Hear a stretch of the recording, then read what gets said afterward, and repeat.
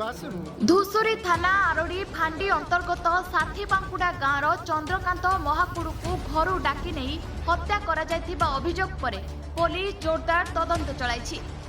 पाखापाखि 10 रु ऊर्ध्व जन को थाना को डाकी पचरा उचरा कर सारे। ଏହି ଘଟଣାରେ ମୃତ ଯୁବକଙ୍କ ଘରେ ପହଞ୍ଚି ପରିବାର ବର୍ଗଙ୍କୁ ଭେଟିଛନ୍ତି ଚାନ୍ଦପାଲି ବିଧାୟକ ବ୍ୟୋମକେଶ ରାୟ। ଏହି ଘଟଣା ସମ୍ପର୍କରେ ଏସ୍ପିଙ୍କ ସହ ମଧ୍ୟ ଆଲୋଚନା କରିଥିଲେ। ଏହା ଏକ ସୁକଳ୍ପିତ ହତ୍ୟାକାଣ୍ଡ, ଯେଉଁମାନଙ୍କ ସମ୍ପୃକ୍ତି ରହିଛି ତୁରନ୍ତ ସେମାନଙ୍କୁ ପୋଲିସ ଗିରଫ କରିବାକୁ ସେ ଦାବି କରିଛନ୍ତି। ତଦନ୍ତ ବାଟବଣା ହେଲେ ବିଜେଡି ରାଜରାସ୍ତାକୁ ଓହ୍ଲାଇବା ସହ ଆନ୍ଦୋଳନ କରିବ ବୋଲି ବିଧାୟକ ଚେତାବନୀ ଦେଇଛନ୍ତି। एवं मृत्युर कारण मरा आटाक करा आटाक कला यहाँ जहाँ बर्तमान पारिपार्श्विक अवस्था लोकों पाखु जहाँ आम शुणा पाइलु से जना पड़ू।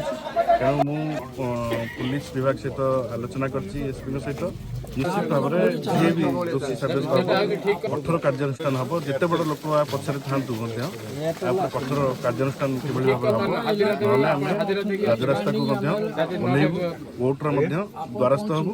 तेणु माँ को परिवार को भाई को न्याय मिलवार आवश्यकता अच्छी। पुलिस तुरंत न्याय मिल कार्यक्रम जारी रखी। आशावादी अच्छी न्याय मिल।